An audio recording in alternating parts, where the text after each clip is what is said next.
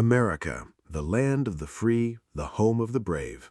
The nation that has spent 2.5 centuries telling itself and the world a story of liberty, democracy, and divine destiny.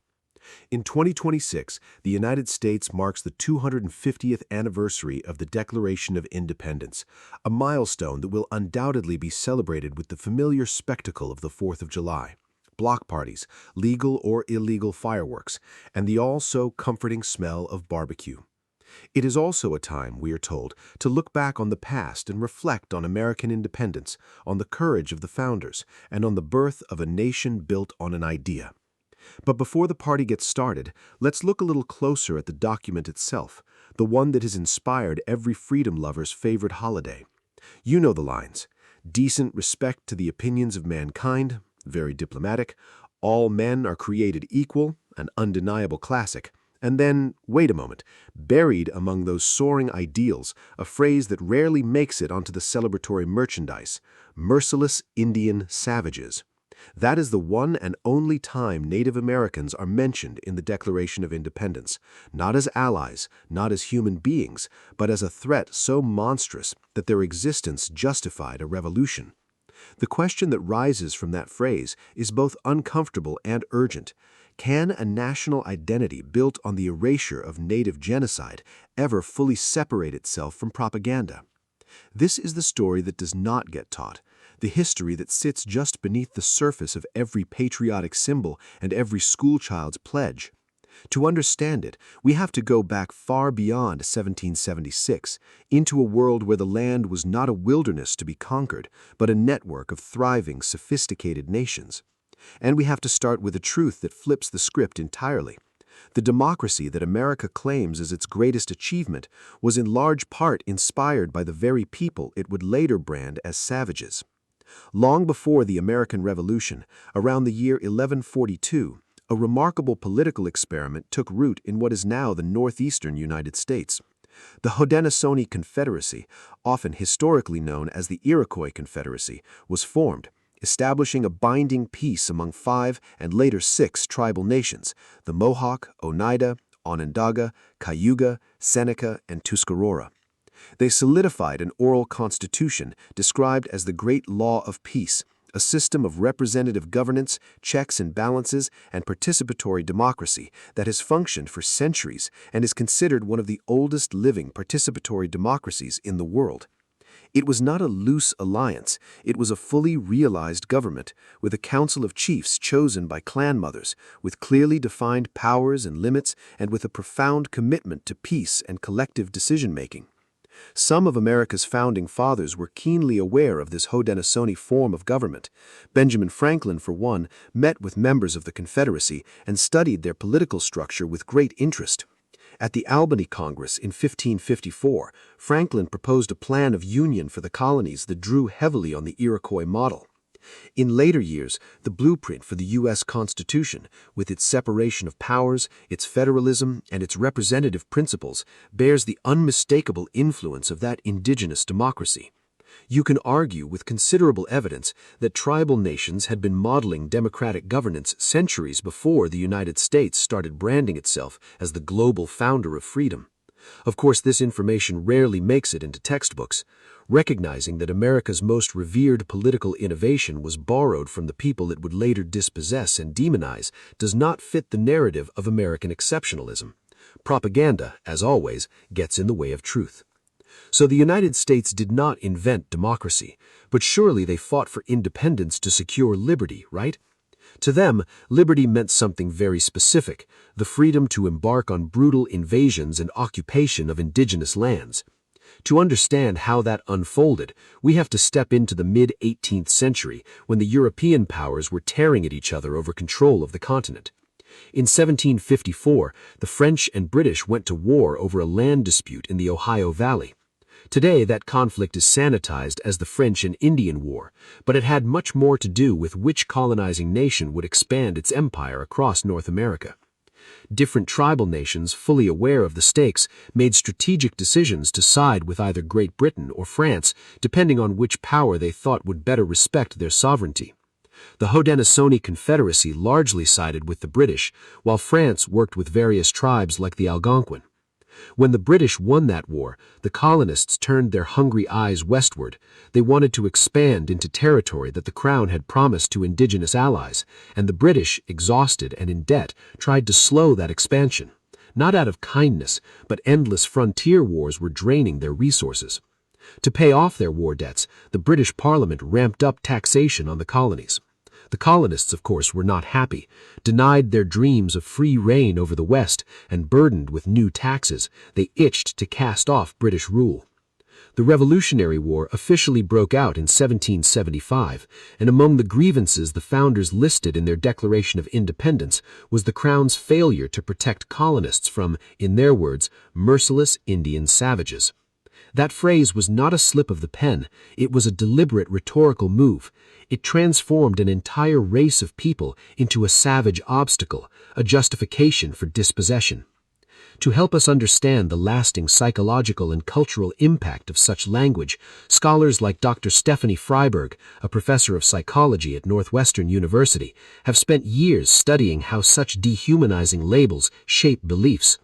Historically, the term merciless Indian savage was used to justify the theft of land and the exclusion of native people from the emerging frameworks of law. It rendered them a threat to be managed, not a people to be respected. When Thomas Jefferson wrote the Declaration of Independence, he didn't have Black or Native Americans in that vision. They were not the people he saw as possessing the right to life, liberty, and the pursuit of happiness. The document functions as two things at once, a luminous promise of universal freedom and an explicit dehumanization of the continent's original peoples. That contradiction sits at the heart of the American story. Many tribes tried to avoid involvement in the Revolutionary War, viewing it as a dispute between the Crown and its colonies. But when the British made promises that they would help stop settler expansion, many native nations decided to back Britain. After the colonists won the war, that decision was used as an excuse to raid and settle on native lands, even though some tribes had fought under George Washington. At the war's end, the Crown ceded all of its territory east of the Mississippi to the new nation, and native land was declared free for the taking. America and Britain would go to war again in 1812, and once again the new country accused the British of arming Native American tribes to resist U.S. expansion. At the center of that resistance was Tecumseh, a Shawnee leader whose name means shooting star. He had spent years uniting tribes across the East into a single confederacy to halt American encroachment. To many native communities, he represented one of the last real chances to stop the settler invasion. After Tecumseh's death during the war, his coalition collapsed, and organized native resistance east of the Mississippi never recovered. The blow was devastating, and it opened the door for what came next. About 20 years after these wars, Congress passed the Indian Removal Act of 1830. Government surveyors fanned out, dictating where Native Americans were allowed to live and where they were not. Inevitably, tribes were forced to march wherever these zones were drawn, resulting in the Trail of Tears and countless other death marches that are glossed over in textbooks as sad but necessary progress. The ideology that drove this expansion had a name: Manifest Destiny. It was the belief that the United States was destined by God to expand its territory from sea to shining sea. It was rooted in a sense of American exceptionalism so profound that it recast land theft as divine will. And every great ideology needs its mascots. In the early 1800s, Uncle Sam was no caricature. He was likely inspired by a real-life figure, a military meat supplier named Samuel Wilson, whom soldiers called Uncle Sam. Soon, a cartoon version of Uncle Sam became an ambassador for Manifest Destiny. He appeared in the pages of American magazines and newspapers, including the very political and satirical magazine Puck. In those cartoons, he had the job of convincing settlers that Native Americans had no real ownership of their own land, and he demanded that Native people either give up their ancestral homelands or be pushed out by war. Uncle Sam had help from his female counterpart, Lady Columbia, whose very name was inspired by Christopher Columbus, a man who sparked a hemisphere-wide genocide of Native people without ever setting foot on what became U.S. soil. These symbols were not harmless. They were psychological tools of propaganda designed to make the unconscionable seem patriotic. And pushed out by war they were. The conflicts between native tribes in the United States were so numerous that they are often lumped together as the Indian Wars, a convenient way of sanitizing history for modern audiences by minimizing the magnitude of the genocide settlers inflicted. These wars included roughly 40 major native conflicts and 1,500 battles. Many were not really wars at all, but massacres that included the deaths of women, children, and elders, not just soldiers. But branding matters. Call it a war and it sounds like a contest between equals. Call it a massacre and the horror cannot be hidden. Dr. Fryberg explains that these ideas of manifest destiny and Uncle Sam are merely more representations that justify what has been done. They make it easier for people to kill, maim, take land, and then dispossess people of their own practices and identity. If God meant for America to spread across the continent, then the violence becomes righteous and the victims become obstacles to a sacred mission. This is the dark undercurrent of the patriotic imagery so many Americans revere. Speaking of patriotic imagery, consider another national symbol, the bald eagle. So revered that it is protected under federal law, the eagle was adopted as the official seal of the United States. But long before it became the national bird, it held profound religious and cultural significance among Native Americans. Today, because of those distinctions, only tribal citizens can legally possess eagle feathers for religious and cultural purposes. The bald eagle is unique to the North American continent and represents strength, courage, and freedom. So naturally, this symbol was repackaged by settlers and branded as an emblem of American national identity. It is a pattern that repeats throughout history. Take something sacred, strip it of its original meaning, and use it to legitimize the nation that destroyed its originators.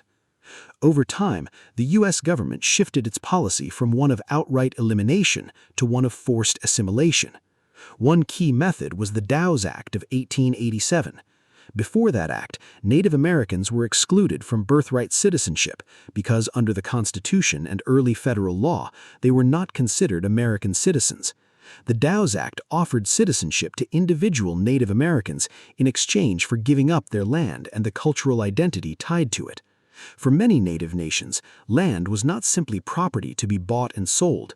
It was the foundation of their kinship systems, their agricultural traditions, their spiritual practices, and their own governance. These systems depended on shared responsibility of the land rather than individual ownership, something the Daws Act deliberately sought to dismantle. The goal was to urbanize Native Americans into white Christian culture and erase their communal identities. The Daws Act opened the door for conditional citizenship, but another path to belonging was war. In the early 20th century, Uncle Sam became a beloved patriotic figure, most famously pointing a finger and declaring, "I want you for U.S. Army." During the First World War, Native Americans enlisted at the highest per capita rates of any racial group in the country. They served in both World War I and World War II, and among the most remarkable contributions came from the Navajo code talkers. 14 tribes used their languages to create unbreakable codes that the military used to communicate in battle. To this day, Navajo remains the only unbroken code in all of modern military history. Despite this service, Native Americans were still not fully recognized.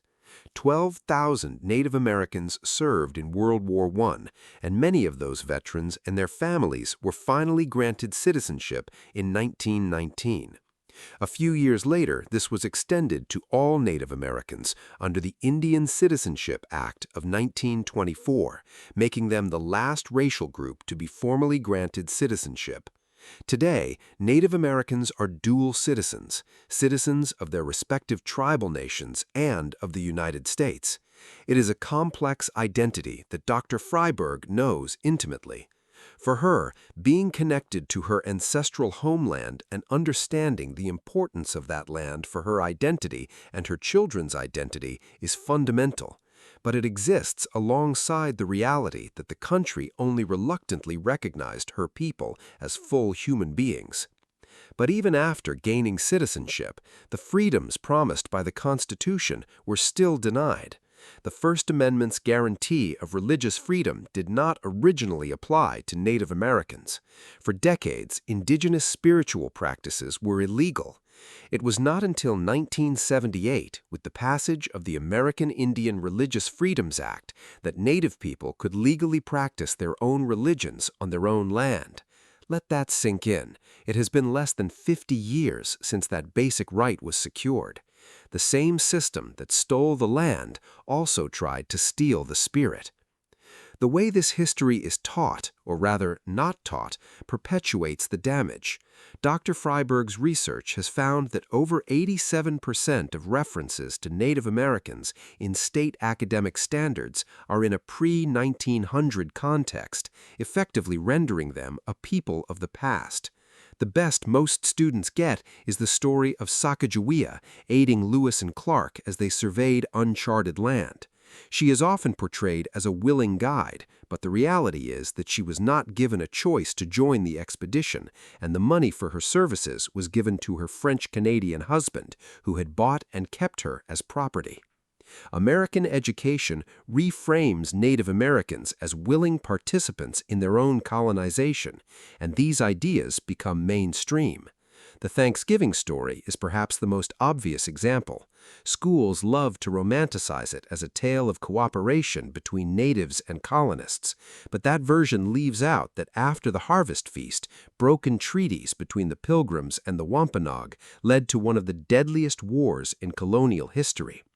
This erasure matters because the more people believe that Native Americans are people of the past, the more they minimize the racism that Native people experience today, and the more acceptable they find these racialized characterizations. So we have to undo these historical untruths. We have to recognize that terms like merciless Indian savage came about not because that is who Native people were, but because that is how America needed to see them to justify taking everything from them. The origin story of American independence that most of us are familiar with has a very specific audience. It justifies certain people's actions by erasing the experience of others. When the Founding Fathers, those secular saints, called them merciless Indian savages in the Declaration of Independence, they made it clear that this country was not meant for the people who were here first. So, 250 years later, as the fireworks light up the sky and the speeches celebrate the enduring spirit of 1776, we must ask a question that is rarely spoken aloud. Whose independence does this day really honor? The native nations that lost their lands, their lives, and their sovereignty to make way for the American experiment? The descendants who still fight for recognition, for the return of sacred lands, and for the simple right to practice their religions? America's origin story is a masterpiece of storytelling, but it is a story with a body count. It is a story that has required centuries of propaganda to sustain, and it is a story that can only truly be understood when we listen to the voices it tried so hard to silence. The 250th anniversary of the Declaration of Independence is not just a celebration, it's an opportunity to remember that the ideals of freedom and equality were written on a foundation of exclusion and violence. It's a chance to expand the narrative, to honor the Haudenosaunee Confederacy and all the indigenous democracies that modeled governance long before 1776. It's a moment to recognize that the bald eagle and Uncle Sam are symbols built on a complex, painful history. And it's a call to ensure that the next chapter of the American story does not repeat the erasures of the past. True independence, after all, cannot exist until every people can live with liberty and justice on their own terms, on their own land, with their own voices fully heard. The party can wait. The truth cannot.